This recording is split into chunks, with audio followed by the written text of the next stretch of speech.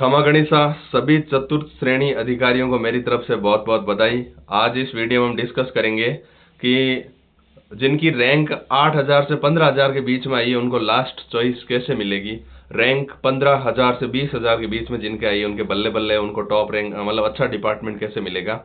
और मैं जितेंद्र सिंह जो विधि विभाग मेड़ता के अंदर कार्यरत हूँ, अच्छी रैंक से मैंने पिछली बार एलडीसी निकाला है, तो मैं डिपार्टमेंट का मुझे अच्छे से ज्ञान है कि अलॉटमेंट किस तरह से होता है, तो मैं इस वीडियो में डिस्कस करूंगा। इसी वीडियो में मैं डिस्कस करूंगा 4th ग्रेड के प्रमोशन किस तरह से होते हैं, क्योंकि मेरे ही ऑफिस में 4th ग्रेड से प्रशासनिक अधिकारी बने हुए एक कार्मिक कार्यरत है।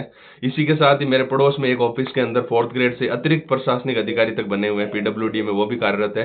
तो मुझे अच्छे से ये भी पता है कि प्रमोशन जो किस लेवल पर और कितनी उम्र में भर्ती होने पर किस स्टेज तक पहुंच सकते हैं। तो एलडीसी, यूडीसी, डब्ल्यूओ, एडिशनल एओ, ईओ 6600 ग्रेड पे तक के प्रमोशंस की डिटेल से चर्चा करेंगे। इसी वीडियो में हम डिस्कस करेंगे रैंक 8,000 से 15,000 जो वो जनरल के बॉटम है, और बॉटम को जो अपनी चॉइस का डिपार्टमेंट नहीं मिलता है, ये एआरडी का अलॉटमेंट है, यानी प्रशासनिक सुधार विभाग का अलॉटमेंट जो इसी तरह से होता है कि कैटेगरी टॉपर को जो अच्छा डिपार्टमेंट मिलता है। रैंक 15,000 से 20,000 जो बीच में आएंगे वो जनरली कैटेगरी टॉपर है। अब ये देखो, कोई फिक्स मार्का नहीं है कि 15,000 पे जनरल की रैंकिंग रुकेगी, क्योंकि कुछ लोग ज्वाइन नहीं करेंगे, ये तो कंफर्म है। आप कई लोग बोलेंगे सर सीटें तो 12,000 के आसपास या 15,000 पे जनरल कैसे रोक रहे हो। देखो, कुछ लोग ज्वाइन नहीं करेंगे, हो सकता है कि ये जनरल की रैंक 16,000 पे जाके रुक जाए, राइट। मेरा कहने का मतलब एकदम एग्जैक्ट कोई भी कैसे बता सकता है कि कितने लोग और कौन कौन ज्वाइन नहीं करेंगे, ये तो अभी कंफर्म नहीं है। बट फिर भी एक अप्रोक्सीमेट आइडिया हम मान सकते हैं कि 15,000 से 16,000 या 16,500 या फिर 14,500 यहाँ पर कहीं ना कहीं जनरल की लास्ट रैंक रहेगी। लेकिन फिर भी ये तो कंफर्म है कि रैंक 9,000, 10,000, 11,000, 12, 13, 14,000 ये तो जनरल बॉटम है, ये तो कंफर्म है, राइट। तो इस पर चर्चा करेंगे इसी वीडियो में हम, लक फैक्टर क्या होता है, और उसके बाद में हम 1 बाय 1 सारे एक एक डिपार्टमेंट पर चर्चा करेंगे कि कौन सा डिपार्टमेंट जो आपको लेना चाहिए, कौन सा डिपार्टमेंट अच्छा है और कौन सा डिपार्टमेंट, वैसे सारे अच्छे होते हैं, बेस्ट आपके लिए कौन सा रहेगा। और इसी वीडियो में हम अंत में चर्चा करेंगे चतुर्थ श्रेणी अधिकारी बनाम 50,000। यस, अगर कोई प्राइवेट सेक्टर के अंदर किसी भी फील्ड से 50,000 रुपए की सैलरी लेता है, और 50 या 60 भी मान लो आप, 60-70 तक भी, और उसके तुलना में अगर चतुर्थ श्रेणी अधिकारी खड़े हुए हैं तो अधिकारी चीज जो है भारी पड़ते हैं। इसकी हम 1 बाय 1 डिस्कस करेंगे। चलो, तो आज की वीडियो को हम स्टार्ट करते हैं। फर्स्ट ऑफ ऑल कि चलो ये तो हमने देख लिया। फर्स्ट सेकंड है कि 4th grade promotion detail. Yes, मैं पेरेंट्स से यहाँ पर अपील करना चाहूंगा कि कईयों को क्या लगता है कि 4th ग्रेड ही भर्ती हुआ, हमारे तो बहुत होशियार था पढ़ने में। तो देखो, कट ऑफ को देखकर यूं लगता है कि सारे ही बच्चे होशियार ही हैं सिलेक्ट होने वाले, राइट। भाई, कट ऑफ जिस हिसाब से गई 88 क्वेश्चन जनरल की डबल की कट ऑफ है, इसका मतलब ये तो कंफर्म है कि ये बच्चे जो है ग्रेजुएट नहीं, पोस्ट ग्रेजुएट तक है, इवन कईयों का तो नेट तक हो रखा है, वो बच्चे जो है क्वालिफाई करके आए हैं यहाँ पर। तो वो बच्चे होशियार है, उनकी गलती नहीं है। और पेरेंट्स का ही सोच रहे हैं कि 4th ग्रेड में जाएगा, नहीं, उनको ज्वाइन कराइए। अगर ये इसमें भी रिटायर होते हैं ना, तो भी ये कहाँ तक पहुंचते हैं। देखो, अगर ठीक उम्र में ठीक डिपार्टमेंट में कोई ज्वाइन करता है तो वो जो है एलडीसी बन जाएगी 4 साल में। कितने साल में? 4 साल में एलडीसी। मैं एक अप्रोक्सीमेट मानता हूँ कि अगर कोई 23 या 24 साल का भर्ती हो गया 4th ग्रेड, मान लो 23 का कोई भर्ती हो गया, तो वो 27 का होते होते एलडीसी बन जाएगा ठीक डिपार्टमेंट में। 30 या 31 का होते होते वो बन जाएगा यूडीसी अच्छे डिपार्टमेंट के अंदर, और 35 का होते होते बन जाएगा डबल एओ, 42 टच करते करते एडिशनल एओ, और 46, 47 टच करते करते या फिर 50 टच करते करते बन जाएगा एओ। और लास्ट में मान लो एओ 7-8 साल सर्व करने के बाद में भी जो है, जो 23 साल का 4th ग्रेड भर्ती हुआ था अच्छे डिपार्टमेंट में, उसकी बात कर रहा हूँ। और अंत में जो है 50, 55, 56 या 55 तक पहुंचते पहुंचते बन जाएगा ईओ, जिसे बोलते हैं संस्थापन अधिकारी। और इसकी ग्रेड पे होती है 6600 ग्रेड पे, और इसका कंपैरिजन मैं पहले कर चुका हूँ कि एसडीएम की ग्रेड पे होती है 5400 ग्रेड पे। कितनी होती है? 5400। और अगर कोई आरएस भी भर्ती होता है तो भी वो 40, 45 साल तक तो जनरली वो एसडीएम तक ही रहता है, उससे ऊपर उठ नहीं पाता जनरली। मान लो कोई 25-26 साल का भी अगर आरएस भर्ती होता है तो भी वो एसडीएम की पोस्ट तक किस एज तक रहता है? जनरली 45-46 की एज तक वो एसडीएम रहता है। और आप भी 55 के होते होते कहाँ पहुंच गए? एसडीएम से भी ऊपर की स्केल पर पहुंच गए। यानी अब देख लो, एसडीएम की सैलरी में और आपकी सैलरी में बहुत ज्यादा डिफरेंस नहीं रहा। रिटायर आप 6600 ग्रेड पे हुए। अब कई लोग तो एसडीएम पे रिटायर हो जाते हैं आरएस भर्ती होने वाले। यानी आपके रिटायरमेंट में और एसडीएम के रिटायरमेंट में आपकी ग्रेड पे हेवी रहेगी इस मामले में। डेफिनेटली मानता हूँ एसडीएम के कुछ प्रशासनिक बेनिफिट्स हैं, और लेकिन प्रेशर भी उनको ही झेलना पड़ता है भाई, मानसिक अवसाद में वही आते हैं। तो कहने का मतलब ये कि कोई भी जॉब छोटी नहीं है। 4th ग्रेड से प्रमोशन से जो ईओ तक पहुंचते हैं, तो आपको बिल्कुल डीमोटिवेटेड ये फील नहीं करना है क्योंकि अभी तक जब तक सिलेक्शन नहीं हुआ था तब तक तो आपको लगता था मेरा सिलेक्शन हो जाना चाहिए, और अब हो गया तब लगता है कि मैं यार 4th ग्रेड में भर्ती हो गया हूँ, है ना। मतलब कोई ज्यादा बहुत बड़ा तीर नहीं मारा, तीर ही मारा है आपने अभी के कंपटीशन के टाइम में, राइट। क्योंकि बहुत ज्यादा जो है कंपटीशन बढ़ गया है। देखो समय समय की बात होती है, कुछ टाइम पहले राजस्थान पुलिस के अंदर यूं ही नंबर आता था, आजकल उसके अंदर भी बहुत मुश्किल से आता है। कुछ टाइम पहले 3rd ग्रेड में भी इजीली जो है नंबर आ जाता था, 10-12 साल पहले, मतलब ठीक ठाक जो तैयारी कर लेते थे। अब देखो अभी के पेपर रीड के देखो आप, तो कहने का मतलब समय समय की बात होती है, समय के साथ जो पेपर्स के लेवल बढ़ते हैं, नंबर ऑफ कॉम्पिटिटर्स बढ़ते हैं, राइट। अब हम आते हैं मुद्दे के ऊपर कि इसके अंदर रिजल्ट के अंदर कईयों के लक फैक्टर काम कर गया है। जिनकी रैंक 8,000 से 15,000 के बीच में आई है, उनके लक थोड़े से खराब थे, उन्होंने मेहनत भी की लेकिन उनकी मेहनत रंग कुछ अलग तरह से लाई, कुछ इस तरह से लाई कि वो बन गए जनरल के बॉटम। क्या बन गए? General bottom concept. जनरल के बॉटम इस तरह से बन गए हैं क्योंकि देखो लगभग 25 से 1,000 सीट तो शिक्षा विभाग के अंदर है। इसका मतलब जो टॉप डिपार्टमेंट जिन्हें आप बोलते हो उनके अंदर सीटें 20-22 हजार ही है कि नहीं। तो जनरल के कितने कैंडिडेट को मिलेगी? 4-5-5-6 हजार कैंडिडेट को अच्छी सीट मिल जाएगी जनरल के अच्छे डिपार्टमेंट के अंदर। तो जनरल के अंदर जो टॉप 5-6 के अंदर है वो तो डेफिनेटली टॉपर है, तो उनको ठीक ठाक डिपार्टमेंट मिल जाएगा। लेकिन जिनकी रैंक 8,000 से 15,000 के बीच में है ना, उनको डिपार्टमेंट अपनी चॉइस का नहीं मिलेगा, उनको अपनी लास्ट चॉइस तक मिल सकती है। इवन उनको 15वीं चॉइस, 16वीं चॉइस, 18वीं चॉइस, 20वीं चॉइस, इस तरह से चॉइस मिलेगी, उनको टॉप की चॉइसेस नहीं मिलेगी। क्यों? क्योंकि आप कैटेगरी के टॉपर हो तो आपको जनरल में जाने का नुकसान हुआ। जैसे मान लो कोई बोले सर मैं हूं तो ओबीसी का, लेकिन मेरी रैंक 9,000 है या 10,000 है, 11,000 है, 14,000 है, 13,000 है, तो आपको जो है जनरल फाइट करने का नुकसान हुआ है। आप जनरल के बॉटम बने, उसका आपको नुकसान हुआ। अच्छा, तो फिर फायदा, कुछ तो फायदा होगा इस चीज का। यस, आपको फायदा एक है कि आपको जो होम पोस्टिंग के चांसेस ज्यादा है। जो जनरल के बॉटम है ना, उनको होम पोस्टिंग के चांसेस इस तरह से ज्यादा है, ज्यादा इस तरह से है, वो भी कोई सूझबूझ से काम लेवे तब। कैसे? देखो इधर, क्योंकि ये चलो मैं रफ फेज पे समझाता हूँ। जो जनरल के बॉटम बन गए, जैसे मैं एक एग्जांपल ले लेता हूँ, किसी की रैंक 12,000 है, कितनी है? 12,000 रैंक है, तो वो है जनरल का बॉटम। क्या है? जनरल का बॉटम। इसका मतलब डिपार्टमेंट तो चॉइस का नहीं मिलेगा, ये तो कंफर्म है। डिपार्टमेंट तो चॉइस का नहीं मिलेगा, इसमें तो कोई दो राय नहीं है। डिपार्टमेंट तो जो आपको मतलब आपकी 5वीं, 7वीं, 20वीं या 25वीं चॉइस में से कोई मिलेगी, राइट।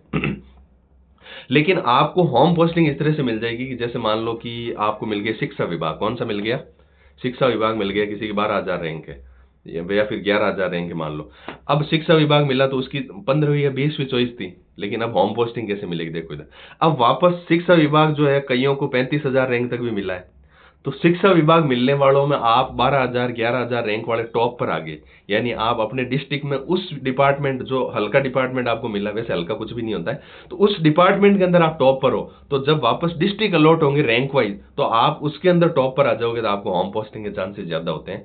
तो कहने का मतलब ये है कि जिनकी जनरल के जो बॉटम बने, उनको फायदा एक ही है कि उनको होम पोस्टिंग मिल सकती है। डिपार्टमेंट तो चॉइस का नहीं मिलेगा, ये तो कंफर्म है, बट होम पोस्टिंग आपको मिल सकती है। चलो आगे बात करते हैं कि द लक फैक्टर मैटर। यही रैंक 15,000 से 20,000 जो है वो कैटेगरी टॉपर है, और इनको जो है इनका लक फैक्टर काम कर गया है। क्या कर गया है?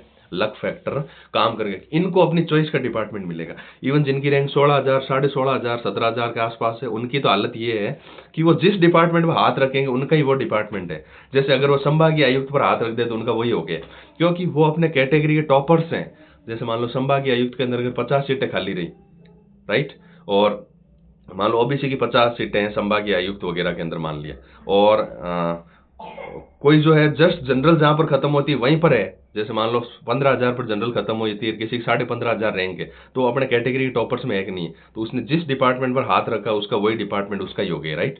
तो कहने का मतलब, लेकिन अभी ये कंफर्म नहीं है कि जनरल की रैंकिंग रुकेगी कहां पर, क्योंकि कौन कौन ज्वाइन नहीं करेगा ये अभी कैसे कह सकते हैं, ये तो जब फाइनल लिस्ट आई तब पता चलेगा। बट अप्रोक्सीमेट यही है कि 15-16 हजार के आसपास जनरल की रैंक रुकेगी, 12,000 पर नहीं रुकेगी, क्योंकि कई लोग ज्वाइन नहीं करेंगे किनकी अदर सर्विस में हो रखा है।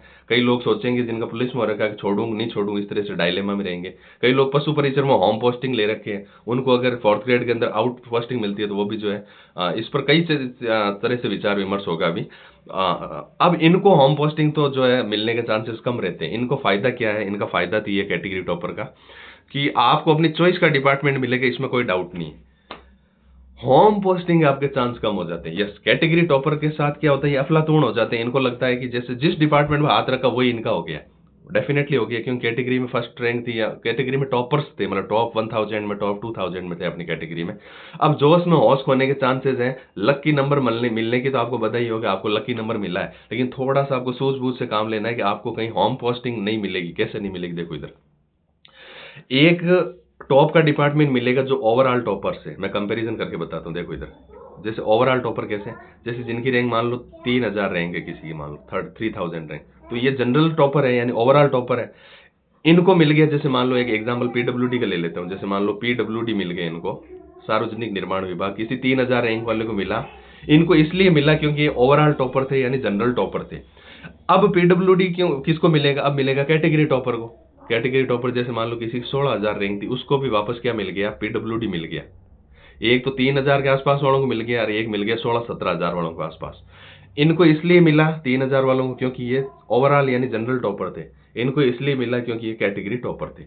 अब दिक्कत कब होगी, जब वापस डिस्ट्रिक्ट अलॉटमेंट होगा ना, तब उस टाइम ये 3000 वाले तो बाजी मार देंगे, वापस होम पोस्टिंग मार देंगे, यानी पीडब्ल्यूडी में मिल गया और होम पोस्टिंग भी मिल गई। लेकिन इन 16000 वालों के पास साथ क्या होगा, इन 16000 वालों को डिपार्टमेंट तो मिल गया क्योंकि कैटेगरी टॉपर थे, लेकिन अब जब वापस जिले की जब बारी आई वरीयता के अंदर, तब इनको जब ऊपर से छटनी शुरू हुई तो 6-7 हजार तक पहुंचते पहुंचते अपने जिले की पोस्ट फिल हो गई। अब ये 16000 वालों को डिस्ट्रिक्ट से बाहर फेंका जाएगा, यानी डिपार्टमेंट चॉइस का मिल गया। क्यों, क्योंकि कैटेगरी टॉपर थे, लेकिन डिस्ट्रिक्ट चॉइस का नहीं मिला, यानी अपनी होम पोस्टिंग नहीं मिली, क्योंकि जो है अब रैंकिंग के अंदर जब वापस काउंटडाउन शुरू हुआ तो ये कहीं ना कहीं बॉटम के अंदर आ गए। तो अब इसका इलाज क्या है, चलो इसका इलाज भी बता देता हूँ मैं आपको कि सर इसका क्या इलाज है। इसका इलाज ये है कि जिनको जो कैटेगरी टॉपर है ना, वो कुछ ऐसे डिपार्टमेंट, अगर किसी को होम पोस्टिंग चाहिए तो भाई दो ऑप्शन बनते हैं। एक तो ये है कि कैटेगरी टॉपर कोई बोले कि नहीं नहीं सर हमें तो कोई मतलब नहीं, हमें कहीं भी भेज दिया जाए, हमें तो डिपार्टमेंट 1 नंबर वाला चाहिए, हमें तो मतलब 1 नंबर वाला मतलब मेरे कहने का मतलब हमें तो एसआर चाहिए, अच्छा डिपार्टमेंट चाहिए, हमें पीडब्ल्यूडी चाहिए, हमें ये मतलब राज्यपाल वाला सचिवालय वाला चाहिए, हमें संभागीय आयुक्त चाहिए, हमें निर्वाचन विभाग चाहिए, इस तरह के डिपार्टमेंट हमें चाहिए, हमें इससे कोई फर्क नहीं, माइनिंग डिपार्टमेंट चाहिए, हमें इससे कोई भी फर्क नहीं पड़ता है कि हमें कहाँ भेजा जाए, तब तो उनके लिए कैटेगरी टॉपर को कोई दिक्कत नहीं है। लेकिन क्योंकि आप 4th ग्रेड भर्ती हो रहे हो, तो जो है कुछ टाइम बाद आपको फीलिंग आ जाएगी कि आप अपने घर से इतना दूर क्यों आ गए अच्छे डिपार्टमेंट के चक्कर में। तो उसका सोल्यूशन बता रहा हूँ मैं, कैटेगरी जो बॉटम से उनको बता रहा हूँ कि जो 15,000 से 20,000 के बीच में आ रहे हैं, उनको डिपार्टमेंट तो चॉइस का मिलेगा, इसमें कोई दो राय नहीं है। लेकिन अब आप डिपार्टमेंट कुछ इस तरह से भरना, बहुत ज्यादा टॉप का मत भरना, आप ऐसा ठीक ठाक सा डिपार्टमेंट भरना जिसके अंदर आपको लगता है कि जनरल वाले भी ऊपर से कम लेंगे, राइट। तो उससे होगा क्या कि जब आपके ऊपर से काउंटडाउन शुरू होगा तो आप तक आते आते आपके डिस्ट्रिक्ट में उस डिपार्टमेंट को लेने वालों की संख्या थोड़ी सी कम रहेगी ना, तो आपको होम पोस्टिंग मिल जाएगी। जैसे अगर किसी की रैंक मान लो जो कैटेगरी टॉपर बन गया, 16,000 रैंक थी, राइट, किसी की 16,000 रैंक थी, वो कैटेगरी टॉपर बन गया और उसने बहुत ज्यादा टॉप का जैसे एसआर की प्रायोरिटी रहती है, कलेक्ट्रेट में प्रायोरिटी रहती है, तो इनमें अगर हाथ डाल दिया तो उनको डिपार्टमेंट तो अलॉट हो जाएगी लेकिन होम पोस्टिंग नहीं मिलेगी। यानी एक मीडियम सा डिपार्टमेंट जिसमें आपको लगता है कि बहुत ज्यादा लोगों ने चॉइस नहीं भरी होगी इसके अंदर, तो वो आपको जो मिल जाएगा कैटेगरी टॉपर से वैसे भी मिल जाएगा और होम पोस्टिंग भी मिल जाएगी, राइट। चलो आगे डिस्कस करते हैं। तो लक फैक्टर के साथ एक चीज ध्यान रखना, होम पोस्टिंग से वंचित हो सकते हैं कैटेगरी टॉपर वाले, और जो जनरल बॉटम है उनके लिए फायदा ये है कि वो उनको होम पोस्टिंग मिल जाएगी लेकिन उनको चॉइस का डिपार्टमेंट नहीं मिलेगा, राइट। चलो अब बात करते हैं डिपार्टमेंट की, 1 बाय 1 चर्चा करते हैं इसी वीडियो के अंदर। तो ये देखो सबसे पहले 1 से लेके, मैं थोड़ा सा जूम कर देता हूँ इसको, सीरियल नंबर 1 से लेके, और ये सीरियल नंबर देख लो आप, जिला कलेक्टर कहाँ पर रुक रहा है, यहाँ पर सिरोही जिला कलेक्टर गंगानगर, जिला कलेक्टर गंगानगर उदयपुर, ये देखो 26 तक। तो अभी तो जो है ज्यादा जिले खुलेंगे, ये मैं एलडीसी की लिस्ट बता रहा हूँ, ऐसी लिस्ट आएगी इसके अंदर 4th ग्रेड के अंदर। तो कहने का मतलब 1 से लेकर 26 तक है जिला कलेक्ट्रेट। इसके बारे में पहले भी एक वीडियो में चर्चा कर चुका हूँ कि जिनको तहसील के अंदर पोस्टिंग चाहिए, जिनको वर्कलोड मैटर नहीं करता, उनके लिए मैटर करता है कि उनको अच्छा डिपार्टमेंट चाहिए। क्योंकि देखो भविष्य की रणनीति साथ लेकर चलनी पड़ती है। क्यों, क्योंकि मान लो कि आप 4th ग्रेड सेलेक्ट हुए, आगे आप एलडीसी बनो, तब आपको फीलिंग आएगी आपने डिपार्टमेंट या तहसील वगैरह ले लेते तो ठीक रहता। अब तो हम 4th ग्रेड से एलडीसी भी बन गए, राइट, और प्रमोशन भी ठीक ठाक स्पीड से होना चाहिए था। तो ये जो है कलेक्ट्रेट बेस्ट ऑप्शन रहता है। वैसे तहसील के अंदर आपकी पोस्टिंग होती है। आप 4th ग्रेड के हिसाब से मत सोचो, आप ये सोचो कि आप एलडीसी कौन से डिपार्टमेंट में बनना चाहोगे। आप तहसील के अंदर एलडीसी बनना चाहोगे ना, तो फिर 4th ग्रेड उसमें जाओगे तभी तो तहसील में एलडीसी बनोगे, राइट। तो अगर आपको तहसील के अंदर पोस्टिंग चाहिए या फिर डिस्ट्रिक्ट कलेक्टर ऑफिस के अंदर चाहिए तो आपको जिला कलेक्टरेट बनना चाहिए। अगर आपको आगे पढ़ाई से ज्यादा उम्मीद नहीं है कि पता नहीं हो कि नहीं हो मुझे, तो बस इसमें एलडीसी बनना आगे जाके, तो जो आपको कलेक्ट्रेट लेना चाहिए। या फिर आप अगर सिटी के अंदर रहते हो, जैसे मान लो अजमेर, जयपुर, जोधपुर, बड़े सिटी के अंदर रहते हो, तो आप संभागीय आयुक्त, संभागीय आयुक्त जानते हो ना, सीनियर IAS ऑफिसर, उनके पास भी पोस्टिंग ले सकते हो, अच्छी पोस्ट है, तो ये संभागीय आयुक्त की होगी। आयुक्तालय कॉलेज शिक्षा, अगर किसी का मान लो अब आप, क्योंकि जो है सारे बच्चे ग्रेजुएट वेल ग्रेजुएट हो, तो कईयों का सपना प्रोफेसर बनना भी होता ही है डेफिनेटली, क्योंकि आप 100 क्वेश्चन सही करके आए हो, 100, 105, 107 क्वेश्चन तक सही वाले बच्चे यहाँ पर बैठे हैं। तो जो है हो सकता है किसी की नेट हो रखी और प्रोफेसर बनना हो, तो आप कॉलेज शिक्षा वाला ले लो, ताकि आप कॉलेज के अंदर ही 4th ग्रेड काम करोगे, तो कहीं ना कहीं आपको जो है वो चीज़ चुभती रहेगी, वापस प्रोफेसर को देखोगे तो मुझे भी प्रोफेसर बनना चाहिए। तो इस तरह से आप कॉलेज शिक्षा भी ले सकते हो। ये आपको अगर वो राशन डीलर वगैरह वाला ये डिपार्टमेंट, डीलर नहीं बनाएंगे आपको यहाँ पर, कहने का मतलब वो वहाँ जो जिला कार्यालय में काम करना, तो ये खाद्य आपूर्ति विभाग ले सकते हो। कृषि विभाग वगैरह ये भी बेसिक से विभाग है। और कोई अगर सिंचाई वाले क्षेत्र से बिलोंग करता है, बीकानेर साइड से, तो उधर वो सिंचाई वाला डिपार्टमेंट भी ले सकते हैं। आगे अगर चर्चा करें तो ये देखो इधर ये डिपार्टमेंट, इनकी अगर चर्चा करें तो ये है आयुक्त उद्योग एवं वाणिज्य विभाग, तो ये बेसिक से डिपार्टमेंट है। क्षेत्रीय विकास आयुक्त वाणिज्य कर विभाग, ये देखिए कमर्शियल टैक्स डिपार्टमेंट। यस, अगर वापस वही बात है कि आपको 4th ग्रेड के हिसाब से नहीं सोचना है, आपको सोचना है कि आपको LDC कहाँ बनना चाहिए, कमर्शियल टैक्स में ठीक रहता है ना, तो ये भी एक अच्छा डिपार्टमेंट है। LDC के अंदर भी अच्छी प्रायोरिटी में रहता है कमर्शियल टैक्स, यानी आयुक्त वाणिज्य कर विभाग 35 नंबर पर जो डिपार्टमेंट लिख रखा वो जो है ये भी अच्छा डिपार्टमेंट है। उसके अंदर भू प्रबंध बंदोबस्त श्रम विभाग। यस, अब ये डिपार्टमेंट क्या होता है, जिनके श्रमिक कार्ड बनते हैं, पता है ना आपको, श्रमिक कार्ड बनते हैं ना, लेबर कार्ड वगैरह, तो मेरे हिसाब से LDC के हिसाब से ये भी ठीक डिपार्टमेंट है। और मेरे हिसाब से LDC बनने के बाद में RS में कोटा भी मिलता है इसमें, लेबर डिपार्टमेंट में, राइट। तो ये भी एक अच्छा डिपार्टमेंट है। काम कम के हिसाब से सांख्यिकी विभाग ठीक है। परिवहन विभाग, अब वापस RTO के अंदर आप सोचोगे आप LDC RTO के अंदर बनना पसंद करोगे क्या, तो बिल्कुल LDC वालों की तो फर्स्ट चॉइस होती है RTO, तो 4th ग्रेड वालों की भी चॉइस होनी चाहिए RTO के अंदर। मतलब RTO ऑफिस के अंदर आपको LDC काम करना, आप 4th ग्रेड का मत सोचो।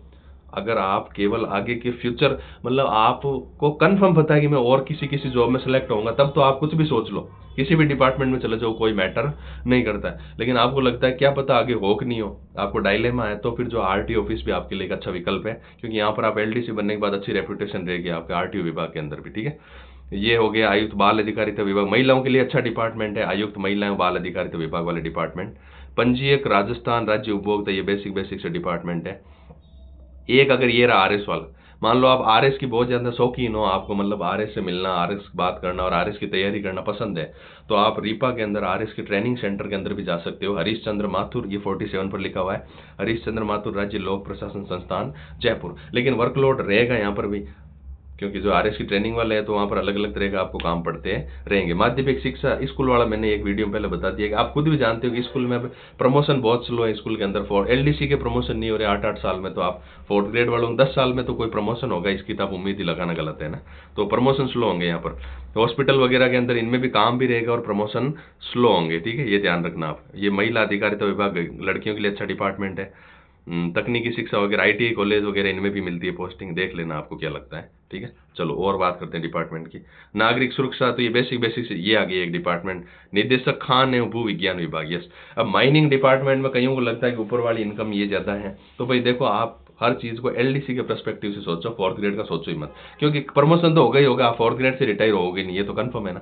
तो फिर आपको नहीं लगता कि माइनिंग डिपार्टमेंट अच्छा डिपार्टमेंट, बिल्कुल अच्छा डिपार्टमेंट है, माइंस का वाला डिपार्टमेंट LDC के बतौर अच्छा डिपार्टमेंट माना जाता है।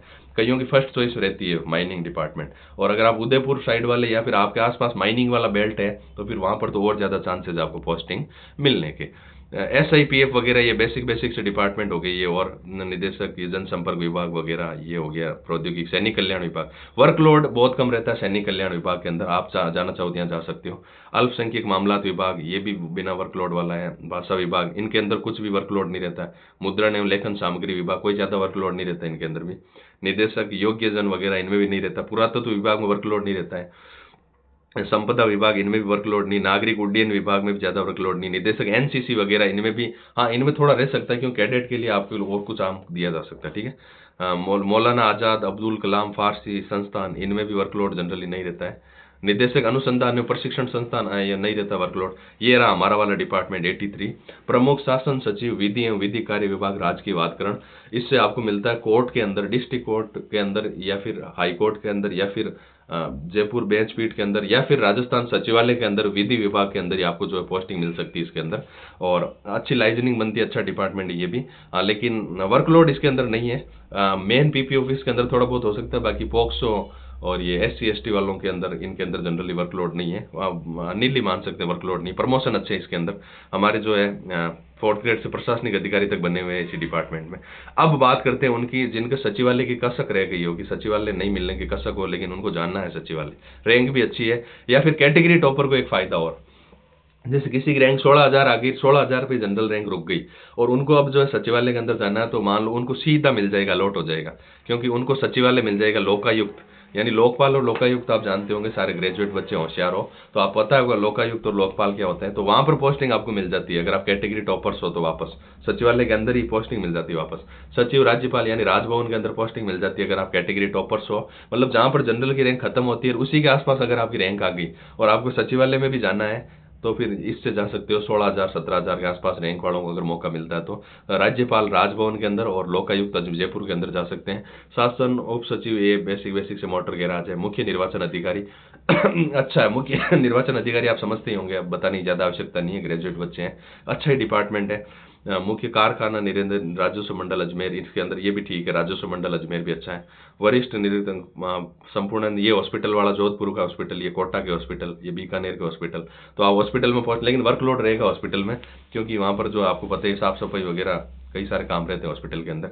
ये उदयपुर के हॉस्पिटल, ये बीकानेर, मुख्य अभियंता जल संसाधन विभाग, PHED जानते होंगे ना, सिटी के अंदर जो पानी की सप्लाई करते हैं, तो कोई ज्यादा पॉपुलर डिपार्टमेंट तो नहीं है, लेकिन अगर आपको मान लो ऑफिस आपके घर के आसपास ही हो, कहीं ना कहीं आपको लगता है कि मुझे यहीं पोस्टिंग मिल जाएगी, रैंक भी ठीक है, तो जो है PHED ले सकते हो, आपके घर के आसपास ऑफिस हो तो। मुख्य अभियंता भूजल ग्राउंड वाटर यानी ट्यूबवेल वगैरह जो कराते हैं उसके अंदर LDC की पोस्ट ठीक ही मानी जाती है, देख सकते हो अगर आपके घर के आसपास ऑफिस हो तो। देखो कई चीजें मैटर करती है, आपकी रैंक ठीक है, आपको अपने घर के आसपास ऑफिस है, लेकिन वो बहुत ज्यादा पॉपुलर नहीं है, लेकिन आपके घर से डिस्टेंस उसकी कम है, वो भी तो मायने रखता है। तो आपको लगता है कि यहाँ पर ही मिल जाए तो बेटर रहेगा। भाई देखो बाकी तो कुछ चीजें बाद में ही होती है, डिसाइड आने के बाद में पता चलता है, लेकिन अब अपन अपने वाली कोशिश तो कर ही सकते हैं कि अपने घर के आसपास ऑफिस पड़ता है और मेरी रैंक भी ठीक है, तो हो सकता है मुझे यही मिल जाए। अब नहीं मिले तो ट्रांसफर हो तो भी कम से कम कभी फ्यूचर में कराओ तो भी ऑप्शन तो है ना आपके पास एटलीस्ट, है ना। उसके बाद में ये रहा 101 पर PWD, अच्छा डिपार्टमेंट है PWD। LDC के अंदर PWD कही हो, PWD यानी समझते हो आप, सार्वजनिक निर्माण विभाग, XEN JEN यहाँ पर जो बैठते हैं वो डिपार्टमेंट है। LDC के अंदर कईयों की फर्स्ट प्रायोरिटी में रहता है PWD, टॉप रैंकर्स इसको लेते हैं। और ये मुख्य अभियंता ये जन स्वास्थ्य अभियांत्रिकी विभाग। और 4th ग्रेड के अंदर जो कई और डिपार्टमेंट खुलेंगे आपके लिए, तो आपको ज्यादा टेंशन नहीं, मेरे हिसाब से 150 तक डिपार्टमेंट खुलेंगे। अब आपको जाते जाते चतुर्थ श्रेणी अधिकारियों को मैं एक मोटिवेशन दे देता हूँ कि चतुर्थ श्रेणी अधिकारी बनाम 50,000। कईयों को लगता है, देखो बात क्या है कि 4th ग्रेड में सिलेक्ट होना भी अभी एक जो है बहुत बड़ी महाभारत होगी। इवन भले मैं एक आपको एक सिंपल सा कोटेशन देता हूँ, आप इससे मोटिवेट फील करोगे। राजस्थान के अंदर जितने भी जिले के कलेक्टर हैं उनको आप 4th ग्रेड एग्जाम का पेपर दे दो, मैं गारंटी ले रहा हूँ उनके भी 88 क्वेश्चन सही नहीं होंगे, राइट। यानी जो जिले के कलेक्टर है उनके 88 क्वेश्चन सही नहीं होंगे। कहने का मतलब ये थोड़ी होता है कोई ज्यादा होशियार है या फिर बहुत ज्यादा ब्रिलियंट है तो वो क्वालिफाई कर लेगा। कहने का मतलब अभी का जो दौर चल रहा है उसके अंदर जो है तैयारी करते हैं तो ही सिलेक्शन होता है। कोई IAS क्वालिफाई है इसका मतलब ये नहीं है कि वो 4th ग्रेड का पेपर बेवजह बिना तैयारी के क्वालिफाई कर, नहीं होगा। तैयारी करनी पड़ती है 4th ग्रेड की भी, तभी होता है सिलेक्शन, या फिर जो ऑलरेडी प्रिपरेशन में उससे होता है। तो चतुर्थ श्रेणी अधिकारी बनाम 50,000 में कंपैरिजन कर रहा हूँ कि सगाई में जो अधिकारी साहब को प्राथमिकता मिलती है, मान लो कोई 2 सगे भाई है और कोई इंजीनियर है 60-65 हजार की सैलरी लेता है और एक भाई जो है चतुर्थ श्रेणी अधिकारी है, तो प्राथमिकता किसको मिलेगी मुझे बताने की आवश्यकता नहीं है।